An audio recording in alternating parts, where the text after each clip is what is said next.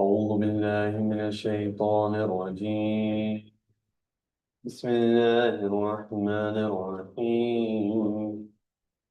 الحمد لله رب العالمين، بارئ الخلائق أجمعين، ثم الصلاة والسلام على أشرف الأنبياء والمرسلين، حبيب قلوبنا وطبيب نفوسنا أبي القاسم المصطفى محمد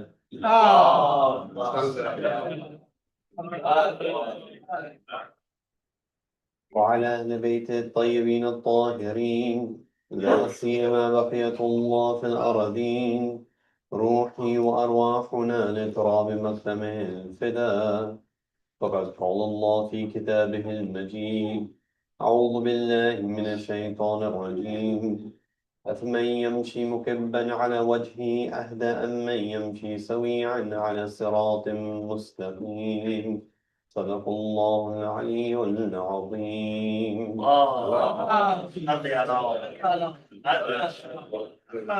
For the hastening of the reappearance of our Imam, please recite aloud their salawat.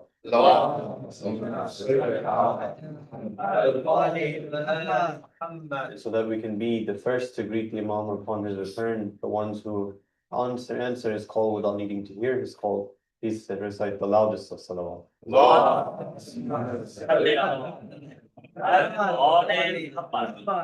Assalamu alaikum wa rahmatullah. As we've been talking about within these majalis, of trying to use our time here in these majalis and other opportunities that we have within our lives in a more meaningful manner, so that we can wake up to the reality of who we are and what we are, and so that we can make use of our lives in a way that is pleasing to Allah subhanahu wa ta'ala, in a way that's actually attaining and going towards our actual goal. We talked yesterday a little bit about how sometimes one of the barriers that stops us from having that realization or stops us from acting on a realization is that we sell ourselves short. We don't think of ourselves as worth much. We think of ourselves as having very limited potential, when in reality we have endless potential within us. Today we want to continue that from a different perspective. Same topic, but from a different perspective. When we look at ourselves and we look that we're, on this earth, that we've been made and we've been created and we've been put here for a designated time with this rizq that we've been given, and all of the trials and tribulations and hardships and all of the pleasures and good things that come in this world as well. Sometimes we might think to ourselves is that, what is it really that I was made for? For lack of a better word, for lack of, it's difficult to describe this, often use words to describe this word, but for lack of a better word, why did God create me? From God's perspective, what was his, again, for lack of a better word, I'm putting this in quotation marks because it's the wrong word, but what was his motivation behind creating me? What made God create me? If Allah subhanahu wa ta'ala is absolute and perfect and beyond need and beyond everything, then why was I made? Why am I here?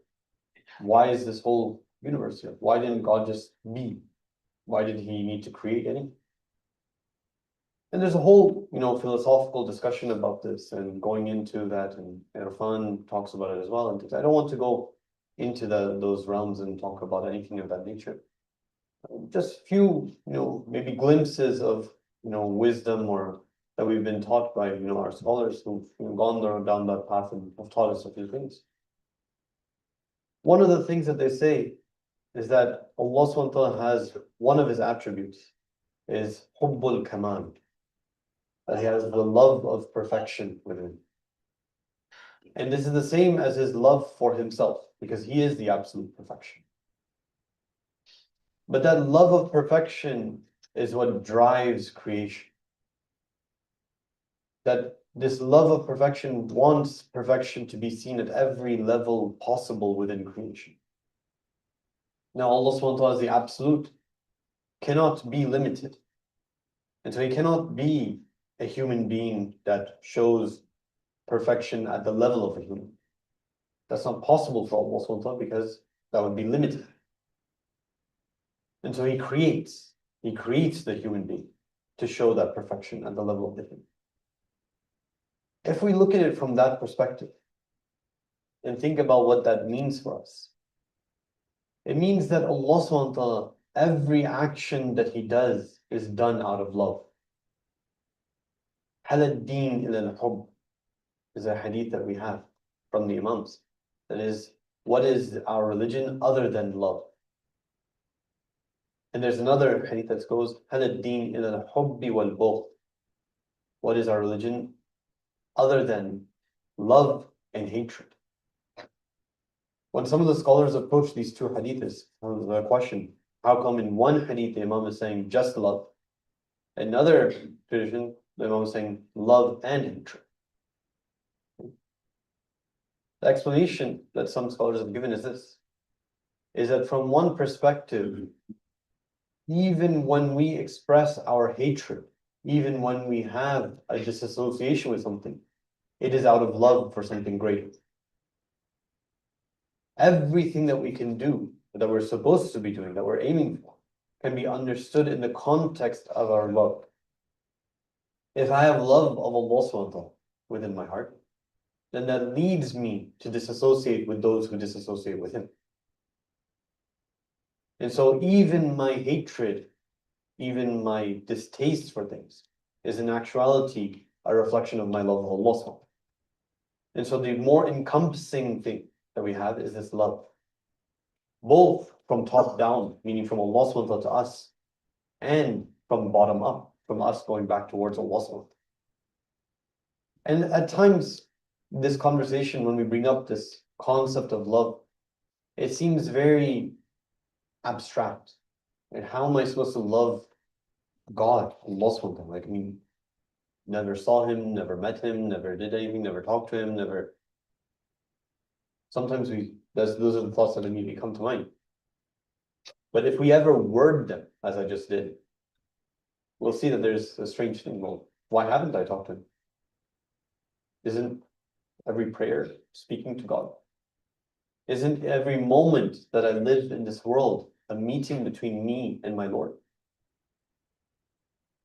It's not that Allah subhanahu wa ta'ala is absent from our lives. It's that we're not paying attention to His presence. Allah subhanahu wa ta'ala can never be gone.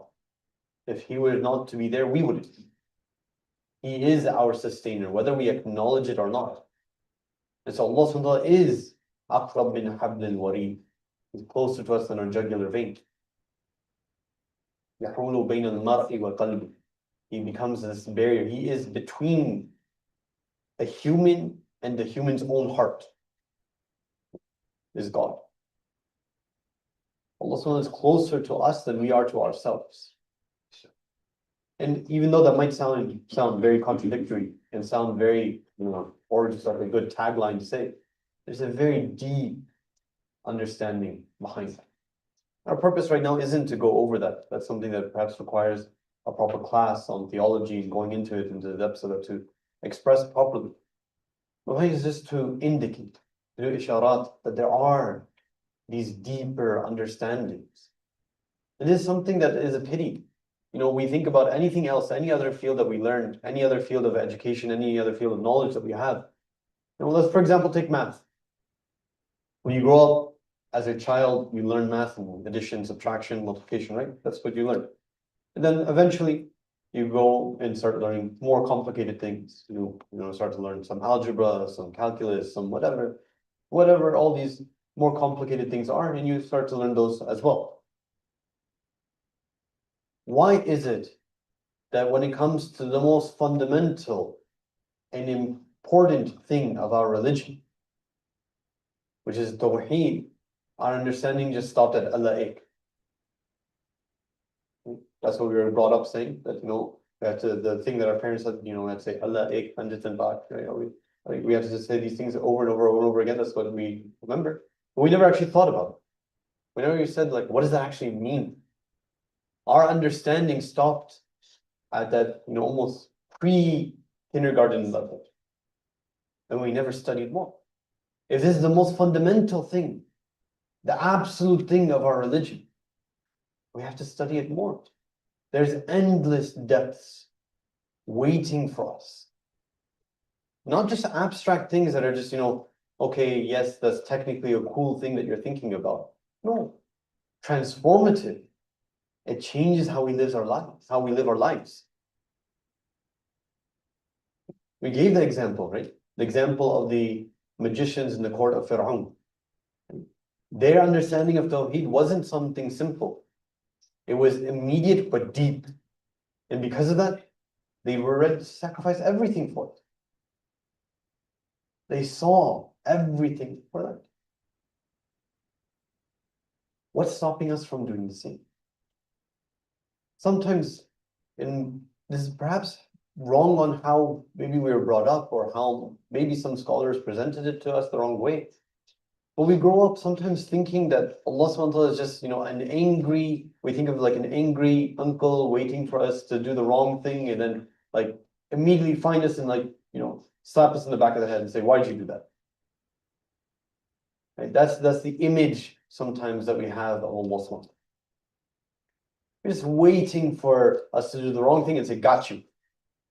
Time to go to, be punished. That's not anything resembling Allah subhanahu wa ta'ala as He's introduced in the Quran. Allah subhanahu wa ta'ala is just waiting for an opportunity to help us, allow us to grow more and more. And yes, because our growth is not the growth of animals, because our growth is not the growth of a stone or a plant or anything like that, we have to make the choice. So Allah subhanahu wa ta'ala can't force us to choose the right thing because that defeats the point. The whole point is for me to choose to obey Allah. So He can't force me to obey Him. That would be pointless. That would be defeating the whole purpose of me being here and choosing it in the first place. But He's just waiting for me to do one step so He can take the steps towards me. Make everything more and more clear. If we look at it from that perspective, that increases my motivation. That increases within me this desire to do whatever I can for Allah subhanahu wa ta'ala. If I know that when I make a mistake, that no matter what, Allah subhanahu wa ta'ala is waiting for me to just turn a little bit back, so He'll turn towards me. That increases my motivation. We have in the Quran, it's not directly mentioned in the Quran, but it's something that Mufassirin have said, especially, specifically Allama Tabatabai says this in Tafsir al-Mizan. Says that whenever we do tawbah and repent towards Allah subhanahu wa ta'ala, in actuality it's mahfuf bi tawbatayn min Allah. It's surrounded by two tawbahs from Allah subhanahu wa ta'ala. Now tawbah means to turn towards something. So when I turn towards Allah subhanahu wa ta'ala, it's both preceded by Allah subhanahu wa ta'ala turning towards me and followed by Allah subhanahu wa ta'ala turning towards me. The first turn that Allah subhanahu wa ta'ala turns towards me allows me to feel the guilt for what I did in the first place. It allows me to wake up. That moment of realization that I did something wrong, that I need to correct myself. That's a blessing from Allah. And so never, ever, when I have this realization that I've done something wrong, should I feel hopeless. Because that moment of realization is a gift. It means that Allah subhanahu wa ta'ala has hope for me. Otherwise, my heart would have been like a stone.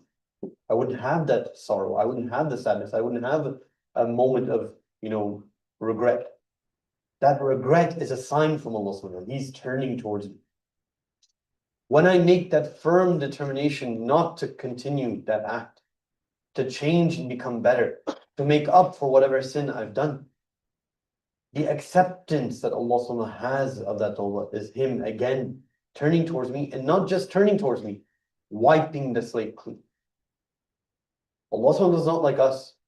We have memories that even if we say that we forgive someone, in the back of our mind it's like we're just building this ledger. As soon as they do the next wrong thing, it's just the whole thing comes rushing back. Allah subhanahu wa ta'ala is not like that.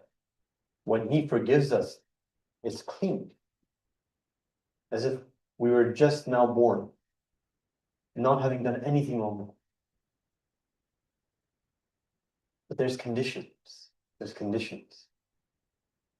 One of those conditions, there's in a verse of the Quran. It's a very beautiful verse. And whenever the topic of Tawbah comes, I like to sort of mention this verse.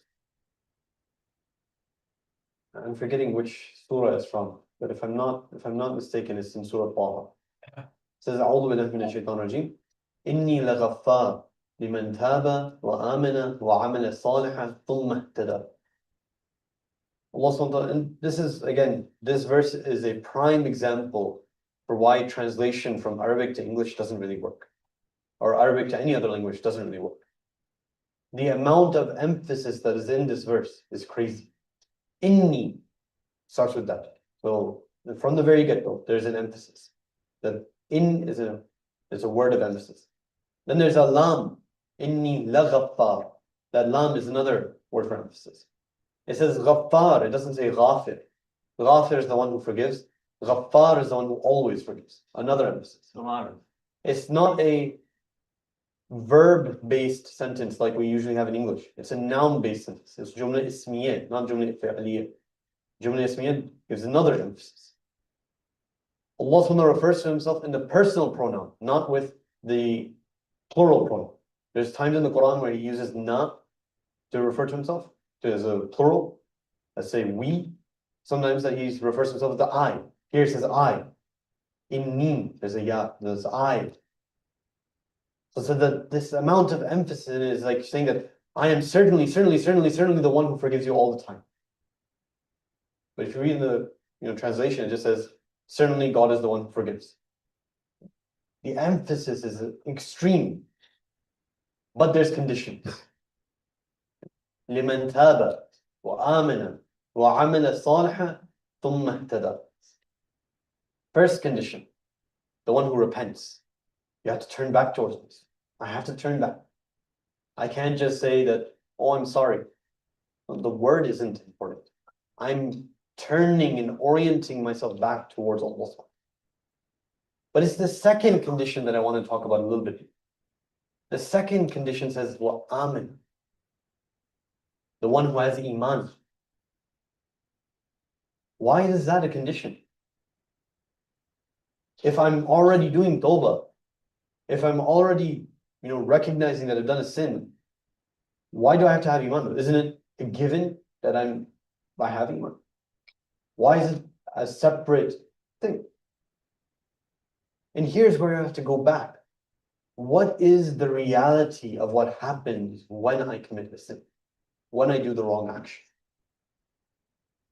The reality is this, that I have chosen something else, whether my desires or peer pressure or whatever it is, to be more important to me than Allah subhanahu wa ta'ala.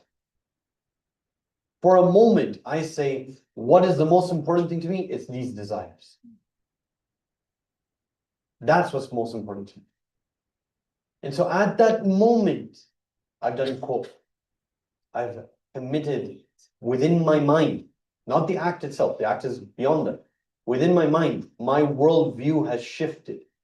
And at the top of my pyramid of who has influence over me, who gives me direction, it's no longer Allah subhanahu wa ta'ala, it's my desires. And so now, what I've done is I supplanted Allah subhanahu wa ta'ala from His position in my worldview. To make up for that, I have to have iman. I have to reaffirm where is Allah subhanahu wa ta'ala's place. Not for him, for me, for my world. And then that iman does not just stay in the heart. وَعَمَلَ صَالِحًا. You have to act righteous.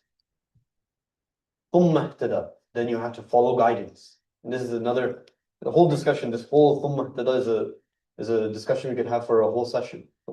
But in general, the Mufassirin talk about how this has an indication of following the authority of the representatives of Allah subhanahu wa ta'ala that He sent.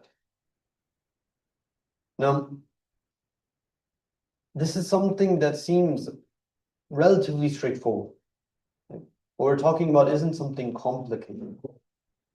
What brings the complications is us. When we try to apply this on a practical level.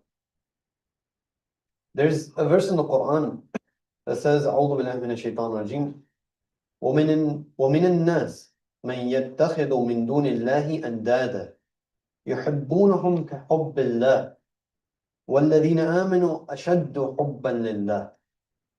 It says that among the people, there are those who take other than Allah subhanahu wa ta'ala as figures of worship, as idols, as things of this nature.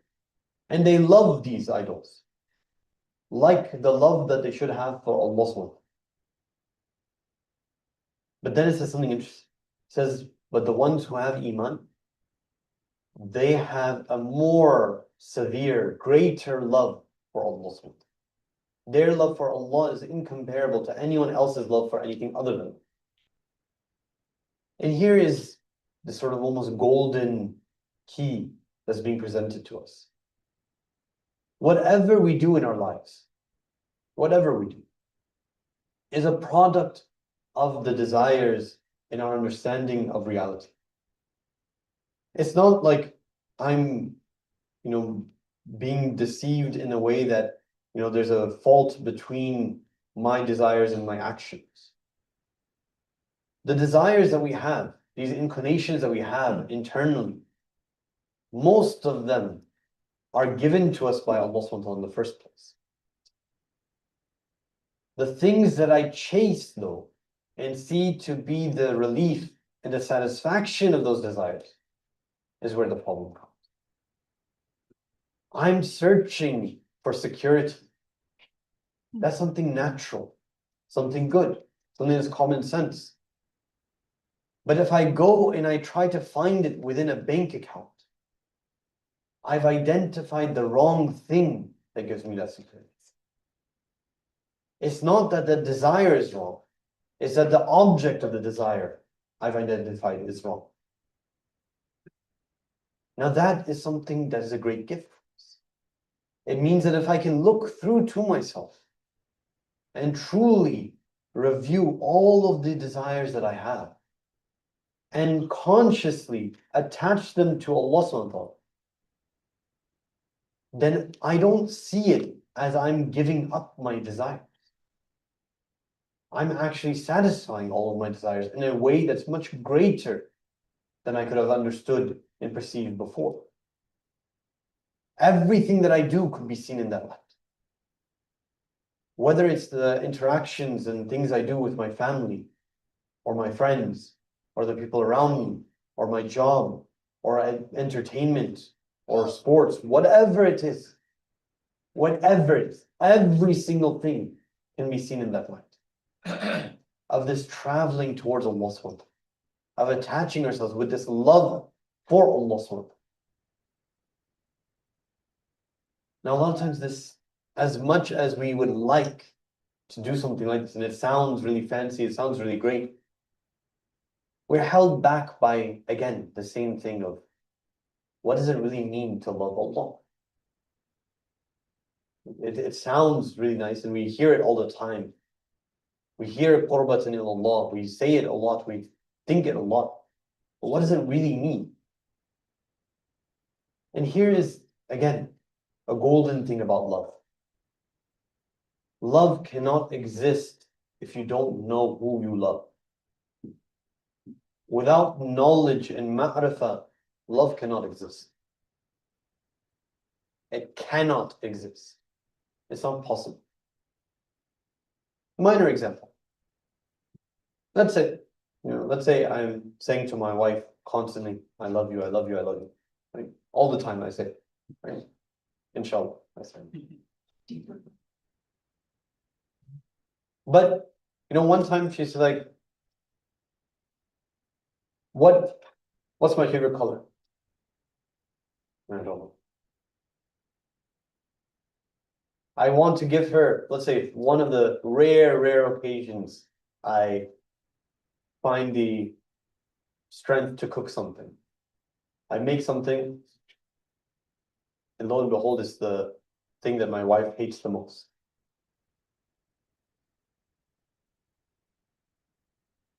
What if that's not just one thing, or two things, or three things, but constantly, whatever I'm displaying and doing, none of it is actually what she likes.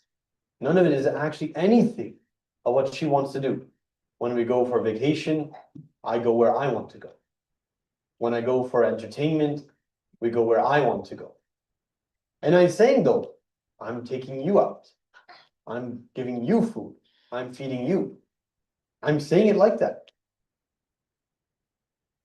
But can I really, really claim that I have love for her?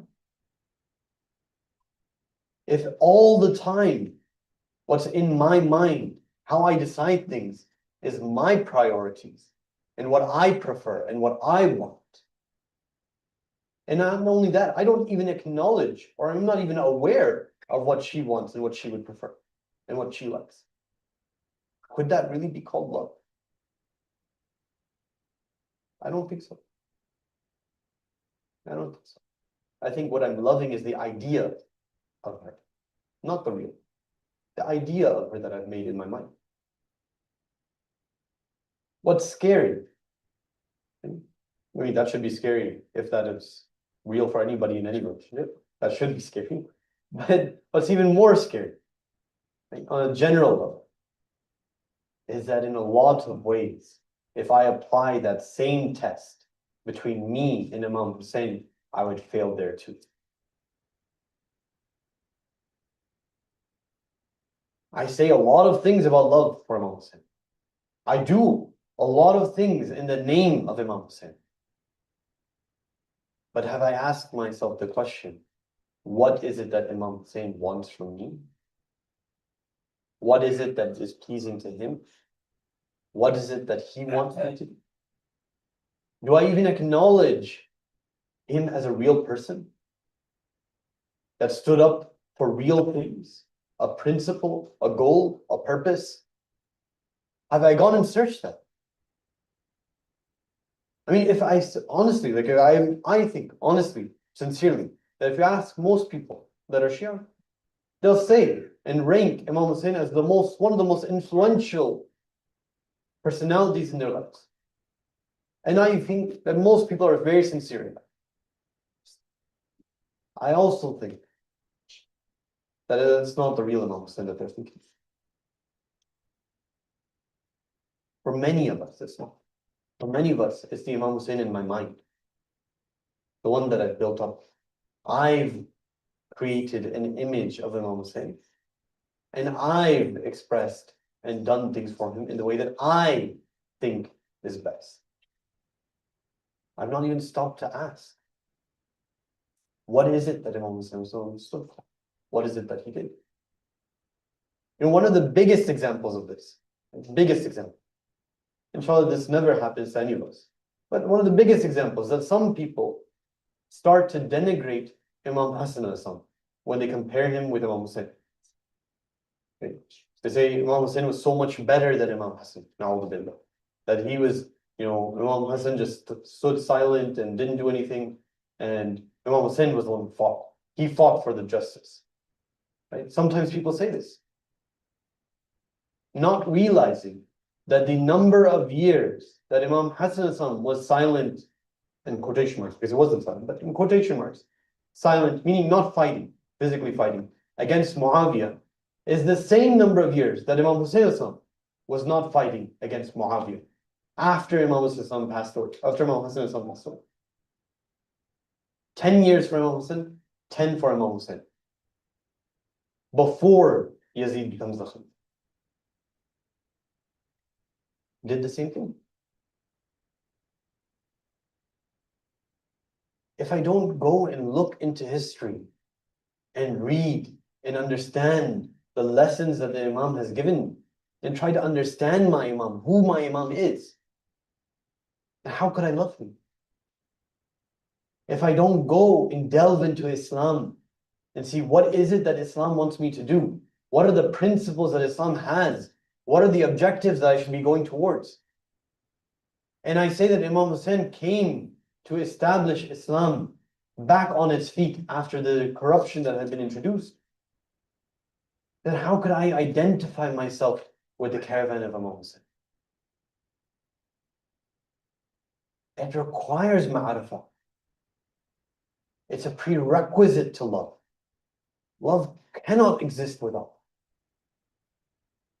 So turning to Allah subhanahu wa ta'ala, original question. If I want to have love for Allah subhanahu wa ta'ala, what do? I have to increase my ma'rif, my awareness of Allah subhanahu wa ta'ala. And at its basic, fundamental, that is something very simple to do. The signs of Allah subhanahu wa ta'ala surround us at every moment. We've talked about this. There's not a single thing you can point at. There's not a single thing you can identify that is not a sign of Allah subhanahu wa ta'ala. Whatever you look at is a creation of Allah subhanahu wa ta'ala. With that kind of perspective, we're constantly being reminded. Our awareness of Allah is constantly increasing. But we also have to do the work. I have to do the wajibat, avoid the haram, make sure I'm accounting for myself on a daily basis. Do not go to sleep without accounting for ourselves on that day. That's hisab and muhasabah is crucial. We mentioned that hadith, لَيْسَ مِنَّا مَنْ لَمْ يُحَاسِبْ نَفْسَهُ كُلَّ يَوْمٍ. The one who does not account for themselves every single day is not from among us. Not one imam said that, not two, but at the very least 3 or 4 imams we have hadith with the same exact word. Shows the importance of this concept. We have to be accountable. That also increases our awareness of Allah. Prayer itself, very easy, very simple. It's a natural thing that allows us to concentrate more on Allah. But we have to use it like that. We have to use our time wisely like that. Now, before I get to the story of the alim that I want to mention today, there's a few lines that I want to go over from a very powerful dua.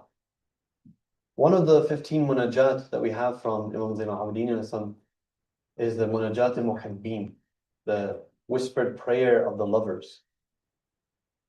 Within that, there's a few lines that I want to mention and talk about. One of the lines is this. It's أسألك حبك وحب من يحبك. I ask of you, O Allah, for your love. And not just that, the love for anyone who loves you. وحب كل عمل يصلني إلى قربك. And the love of any action that will take me closer to you, that will make me reach you faster. In love, if it was real like this, it would immediately have this ripple effect. If I have love for Allah, immediately that love would also go to anyone who loves Allah as well. Immediately, the love for Allah would immediately go to any action that would take me closer to Allah. That's the overwhelming love that we have. In khutbah of Muttaqeen in Nahj al-Balagha, when Amir al-Mu'mineen is describing the Muttaqeen, one of the things that he describes them as is that people around them say that they're crazy. They say that they're obsessed, there's something wrong with them. He doesn't deny that. He doesn't say that they're not crazy. He says, قَدْ خُلُتُ أَمْرٌ عَدِيمٌ. There's a great affair that has made them obsessed, has made them crazy. The ones who have taqwa are like that. You're obsessed with Allah subhanahu wa ta'ala. Obsessed with Him. The peak of obsession should be with Allah subhanahu wa ta'ala. That's something that we have to sort of see, that the amount, again, not looking at ourselves and saying that I'm so bad. We're looking at the amount of what I have to achieve. How far I am from Abi Abdullah Hussein. That's what I'm aiming for.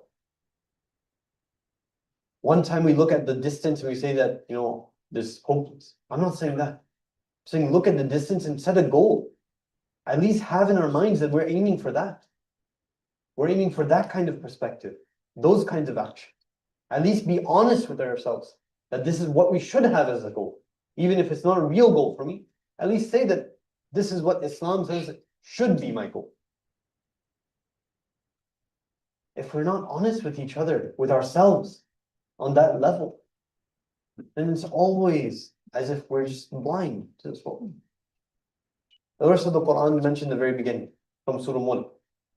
أَفَمَنْ يَمْشِي مُكِبًّا عَلَى وَجْهِهِ أَهْدَى أَمَّنْ يَمْشِي سَوِيًّا عَلَى صِرَاطٍ مُسْتَقِيمٍ.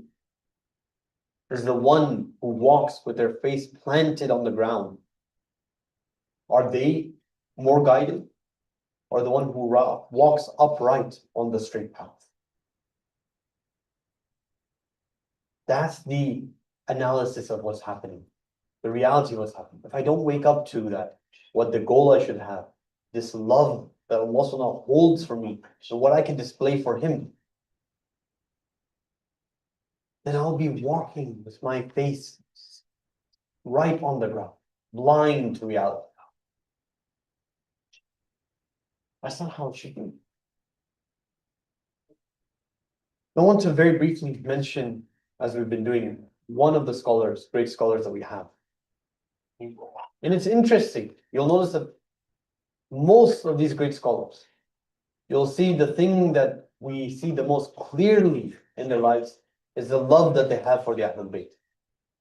You want to see someone who is obsessed and is drowning in the love of the Ahlul Bayt? Look at these scholars. Not the one who does matam from day to night every day, these scholars. Because they did all the difficult decisions as well. They did the hard work. And the one scholar I want to mention today is by the name of Allama Amini. Now, Allama Amini is known, very famous, for having written the great book, this compendium, this encyclopedia by the name of Al-Ghadir, where he goes and he establishes from a variety of sources, both Sunni, Shia, and even some ways, like even non-Muslim sources, that Al-Ghadir happened, that the event of Ghadir al-Khum happened, and that Amir al-Mu'mineen was the rightful successor of Rasulullah. Now, within this book, one of the very key things that Allama Amini does is that he brings a lot of poetry as key pieces of evidence. Because some of the key evidence of Ghadir al-Khum is in this poetry. It's as if almost, it's almost like, again, like you can see God's hand behind these things. It's almost as if the poets, because again, poetry, especially at the time in the Arabic Peninsula, among those people, was something that was a very powerful method of communicating. And it's almost as if even if people weren't willing to stand up for Amir al-Mu'mineen, they couldn't help but say poetry for him. They couldn't help and just express things in his favor, right? You see this even, even the four madhab and the four imams that are of the madhab of Ahl Sunnah. One of them, Shafi'i, you see, has poetry after poetry about Amir al-Mu'mineen. To the extent you might even, someone have accused him of being a ghali, like someone who's almost, making Amir al-Mu'mineen to this, like, equal to a divine figure, right? And why that happens and why he does that, that's a whole historical discussion that needs to be had. That's not my point. Point is that when it comes to poetry, sometimes people just express the truth, even if it's against what they said. For example, one of the people that does this is the name of Hassan ibn Thabit. Hassan ibn Thabit is someone who, there's a group of people that are known as the people who lived in two ages, both in the Ayyam al-Jahiliyyah and the age of Islam. He's one of those people that, he lived for probably 50 years before the beginning of the prophetic mission. After that, he also lived another 50 years. So he died very old, especially considering that age, that time. I mean, he was 100 years old when he passed away. Now, he's not a person who supports Amir al-Mu'mineen. He's actually one of the people who doesn't even give bay'at to Amir al-Mu'mineen when he becomes the Khalifa. And he refuses to. He's one of 4 or 5 key figures that refuse to give bay'at to Amir al-Mu'mineen. But he has poetry describing Ghadir al-Khum and describing Amir al-Mu'mineen as the successor of Rasul. And that poetry is narrated from the Ahl Sunnah. Right? There's something very interesting, that someone who is refusing to give allegiance to Amir al-Mu'mineen as he's becoming the fourth Khalifa, but still has poetry describing his right to have been the first Khalifa. Another example, in the battle, sorry, not in the battle, but during the time of Amir al-Mu'mineen's Khilafah, we know that Muawiyah was, trying to create lots of disruption and things. One of the places that he focused a lot of his attention was Egypt. And that's why you see that, the previous governor that Amir al-Mu'mineen had sent there, he got, he started a almost smear campaign against him, got him kicked out. Muhammad ibn Abi Bakr, the son of the first Khalifa, who was a very, very close person to Amir al-Mu'mineen. Right? One of the closest companions to Amir al-Mu'mineen is Muhammad ibn Abi Bakr, the son of the first Khalifa. He was sent towards Egypt and then he was killed on that road. Malik ibn Ashtar was killed on the way to Egypt. Right? So you see that Muawiyah put a lot of efforts in. During that time, eventually, Amr ibn As, who was a supporter and at times commander in Muawiyah's army, becomes the governor of Egypt. Now, after that, Muawiyah sends a letter to Amr ibn As and says, Amr ibn As says that I need you to start sending your taxes of Egypt to me. You're my sort of, subordinate. Now that you have control over Egypt, you have to send your taxes to me. In response, Amr ibn As gives a lengthy poetry, all in the fada'il of Amir al-Mu'mineen, saying that, look, if I was supposed to give tax to someone, I would give it to the one who actually deserves it. If I'm supposed to give something to someone, I would do it to Amir al-Mu'mineen. He's the one who has it. He's the one who has the right, not you. And that poetry itself is also recorded by Ahl Sunnah. The poetry we have from Ghadir Khum, we even have from Christians of that time, have recorded poetry regarding Ghadir Khum. All of this is within this massive encyclopedia of knowledge called Al-Ghadir. Allama Amini went through a lot of difficulties to compile this. This is his life's work. One of the things that he found difficult to do was to find primary sources, to go and find, because a lot of these books weren't published, they weren't printed. You had to find the original copies, handwritten copies that were being passed down generation from generation. One of the books that he was looking for is by the name of Rabi' al-Abrar by Zamakhshari. Zamakhshari is a famous grammatician, famous mufassir of Ahl Sunnah. But he has a book called Rabi' al-Abrar. Within it, it has a lot of things about Ghadir Khum. Or at least, Allama Amini heard this about this book. And so he's looking for it. Now, when he's looking for it, he's told that it's not published anywhere. And there are only 3 copies of this book that remain. One is in Yemen, one is in Egypt, and one is in Najaf. The scholar that had it in Najaf passed away, and it gave him, it was inherited by his son. And his son was someone who is very, very stubborn. Allama Amini goes to Najaf and tries to get this book. Refuses. Says, just lend it to me for a few days. Refuses. 1 hour, refuses. 3 hours, refuses. Doesn't matter. Whatever he says, refuses. Allama Amini gets really upset. He goes to the Maraja, the greatest scholars of the time, asking them to intercede on his behalf. Nothing works. This person just refuses.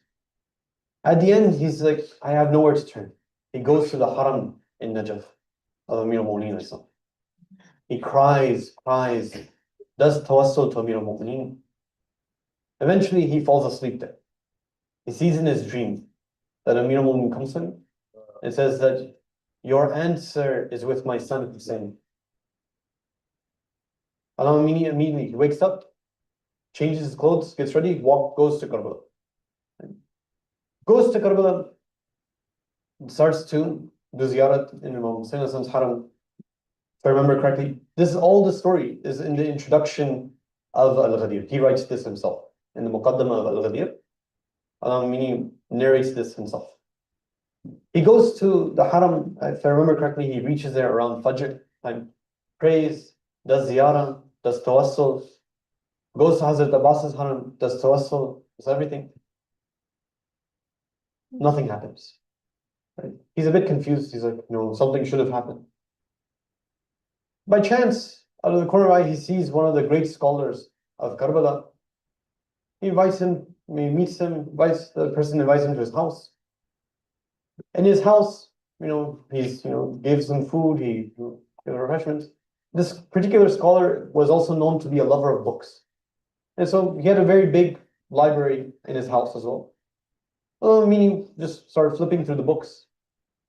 And all of a sudden, the word Zamakhshari catches his eye. He said, on one of these books, there's Zamakhshari is written. He's like, it can't be. Like, I've been told there's only 3 copies. Right? Can't be. But he opens it, and sure enough, it's that book. He starts crying. He starts like weeping. Right? His host comes running. He's like, thinks that something is wrong. Because what happened? He narrates the whole story to him. He also says that just a few months previous, one of the biggest booksellers within Iraq wanted to buy this book from him, and they're willing to pay 1,000 dinar. At that time, 1,000 dinar was enough to buy a large house. Right? So I refused him.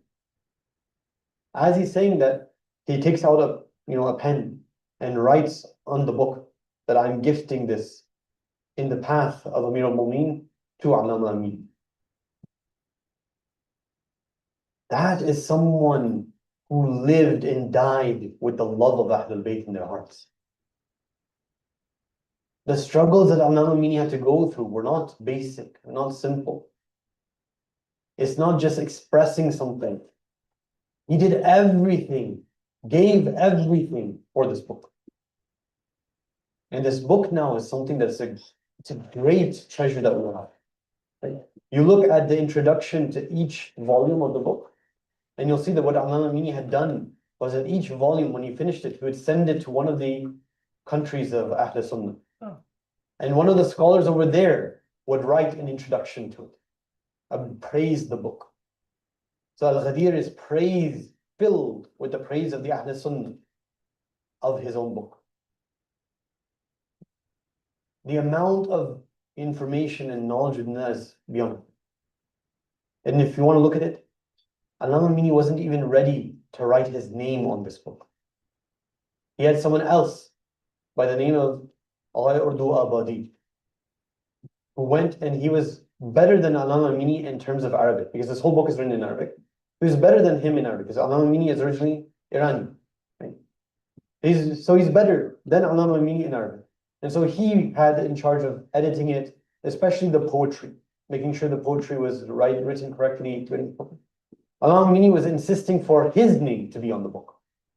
And it's only because Urdu Abadi insisted back that Allama Amini's name is written. Purely for the sake of Amir al-Mu'mineen. That is devotion. That is love. But that love came with ma'rifah, of knowing what would be pleasing to Amir al-Mu'mineen. What would be pleasing to Allah subhanahu wa ta'ala. It doesn't come with just an expression of emotion. Expression of emotion is needed, it's necessary. It's what we do here is absolutely necessary. One of the books of Allama Amini is actually in the defense of Azadari. One of the books that he writes is in the necessity of having Azadari. Defending it against, at that time there was doubts being created. Why are you mourning again and again? He writes a whole book about this, in defending the practice of Azadari. No one is questioning it. It's a must. What I'm saying is that the true Azadar, the ones who are truly mourning, are these scholars. These people who do not just the Azadari and the Azab for Imam Hussain, but they lived their lives and they died in a way that's pleasing to Imam Hussain as well. Wow.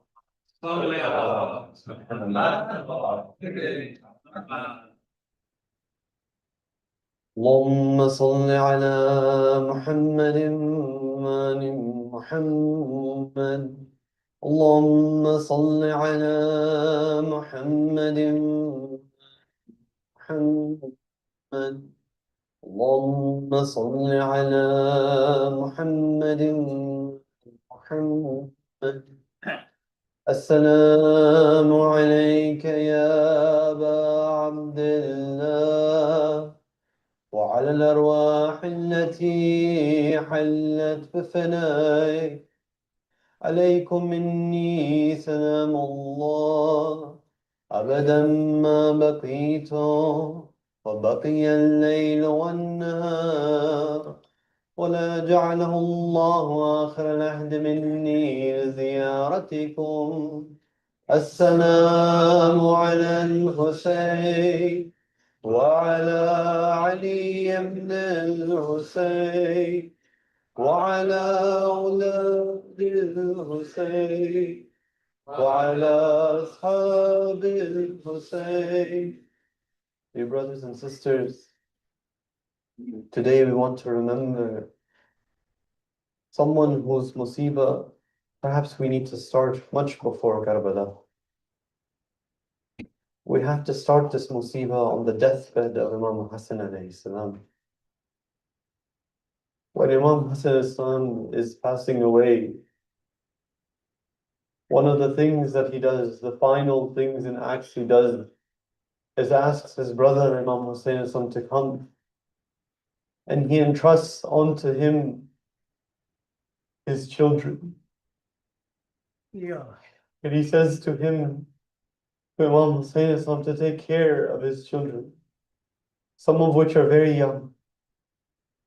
Qasim, by many accounts at this age, is perhaps 2, perhaps 3 years old. Think about this. We talked about this briefly when we talked about Abdullah, the brother of the Qasim. But this Qasim grew up knowing one father, and that father was Imam Hussein. And the narrations that tell us about Imam Hussein and how he used to live, the few that we have, they mention that the love that Imam Hussein displayed to Qasim and Abdullah were greater than what he displayed to his own children, so that they never would feel the absence of their own father. Think about this, that when Qasim is going towards Karbala, what must be going through in the heart of Abi Abdullah Hussein? What must he be feeling knowing that everyone who's coming with him includes Qasim as well, and they'll be made martyrs?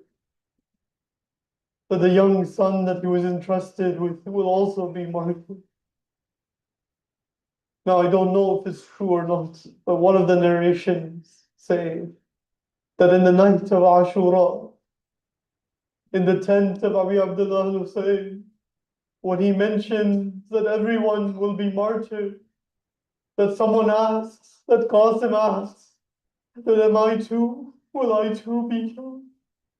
Will I too be martyred? What can an uncle say to his nephew at that time? He responds to him by asking him, how do you view death? It's reported that he says, Ahlan min al-asal, sweeter than honey. Imam Hussein says, then yes, you too will also be. The time comes on the day of Ashura, when Ali al-Akbar has gone to the battlefield. Muhammad and Aoun have gone to the battlefield and not returned. Qasim sees his chance. He goes to Imam Hussein. He knows this isn't going to be an easy conversation. He starts by kissing his hand. He kisses the feet of Abi Abdullah.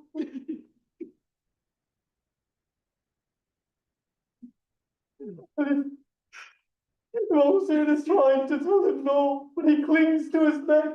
According to one narration, he clings so hard that they fall unconscious, weeping. I don't know how, but eventually Qasim gets the permission to go onto the battlefield.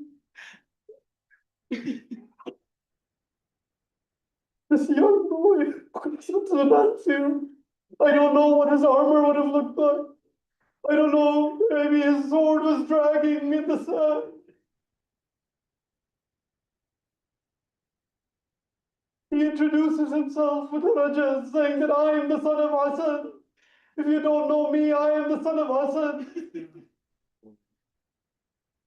He fights. He fights like his grandfather, Haydar Karar. But he's just a young boy. Eventually he's struck down. He cries out, Ya Allah! Oh, my uncle! Imam Hussein charges onto the battlefield. The enemy becomes fearful for their lives. There's a cloud of dust that becomes raised from the horses' hooves.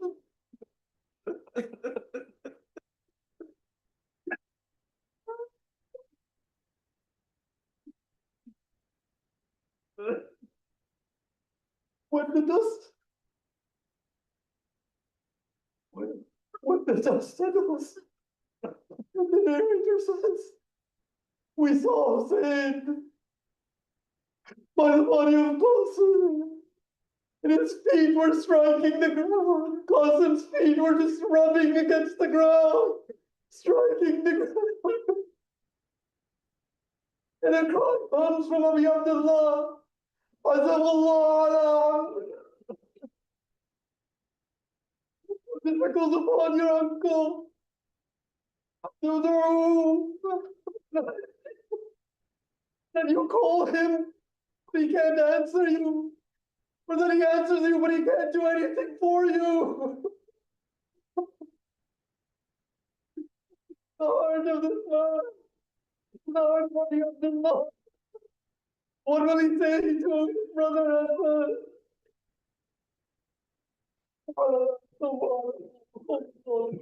سيعلم الذين ظلموا أي منقلب ينقلبون